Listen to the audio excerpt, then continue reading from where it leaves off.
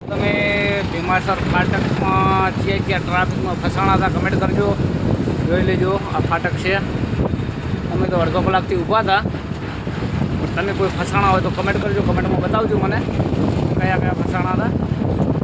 ખુલ્યું આ ફાટક અને જોઈ શકો છો સામે પણ બ્રિજ બને છે. હવે આ બ્રિજ જલ્દી બની જાય તો બહુ સારું છે. નકર માણસને બહુ તકલીફ પડે છે. કલાક ઊભું રહેવું પડે છે.